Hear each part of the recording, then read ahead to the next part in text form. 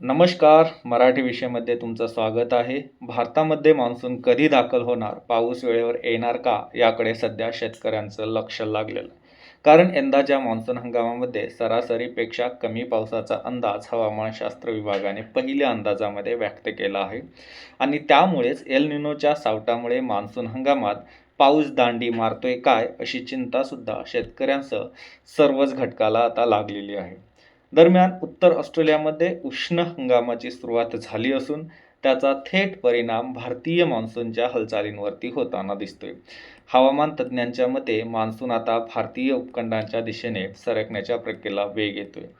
नेमकं काय घडते हवामानात आणि भारतासाठी याचा अर्थ नेमका काय आहे, जाणून घेऊया आजच्या या व्हिडिओमधून. तर व्हिडिओ तुम्ही शेवटपर्यंत नक्की बघा. तर उत्तर ऑस्ट्रेलियातील पावसाळा हंगाम अधिकृतरित्या संपल्याची घोषणा ऑस्ट्रेलियाच्या हवामान विभागाने गुरुवारी म्हणजेच 7 मे रोजी केली आहे. या बदलाकडे भारतासह संपूर्ण दक्षिण आशियातील हवामान तज्ज्ञ बारकाईने लक्ष ठेवून आहेत. कारण सर्वसाधारणपणे ऑस्ट्रेलियातून मान्सून मागे हटू लागल्यानंतर उत्तर गोलार्धात हवामान प्रणाली वेगाने सक्रिय होऊ लागते आणि याच प्रक्रियेमुळे भारतीय उपखंडाकडे मान्सून सरकण्यासाठी पोषक वातावरण तयार होत असतं. त्यामुळे यंदाही ही भारतात 1 जूनच्या आसपास नैऋत्य मोसमी वारे म्हणजेच मान्सून दाखल होण्यासाठी परिस्थिती अनुकूल होत असल्याचं मानलं जाते. सध्या हवामान तज्ज्ञांचं विशेष लक्ष हिंदी महासागराच्या विषुववृत्तीय भागाकडे आहे. कारण या भागात मान्सूनची प्रारंभिक चिन्ह सध्या दिसू लागली आहेत. विशेषतः आंतर उष्णकटिबंधीय अभिसरण क्षेत्र म्हणजेच ज्याला इंग्रजीमध्ये इंटर ट्रॉपिकल कन्व्हर्जन झोन किंवा ITCZ झोन असंही म्हटलं जातं. हा कमी दाबाचा पट्टा आता उत्तर गोलार्धाच्या दिशेने सरकताना दिसतोय. हा पट्टा सूर्याच्या स्थान बदलानुसार बदलत असतो आणि जगभरातील मान्सून प्रणालीच्या हालचालींना दिशा देण्याचं महत्त्वाचं काम सुद्धा हा करत असतो.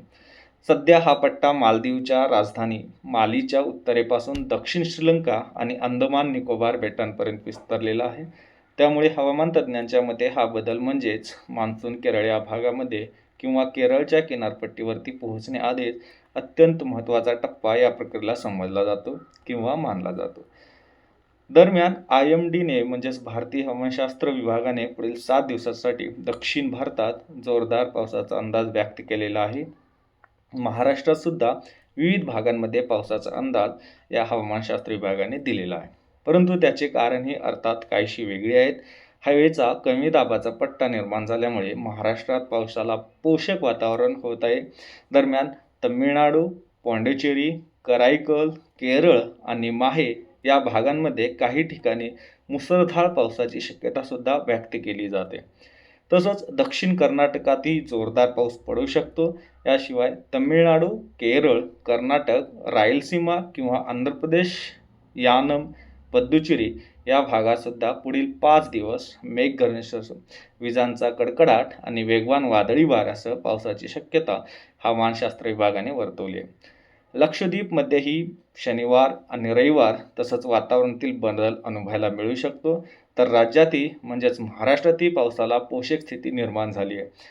आता एकीकडे दक्षिण भारतात पावसाची शक्यता वाढत असताना दुसरीकडे उत्तर, पश्चिम आणि पूर्व भारतात उष्णतेच्या लाटांचा इशारा सुद्धा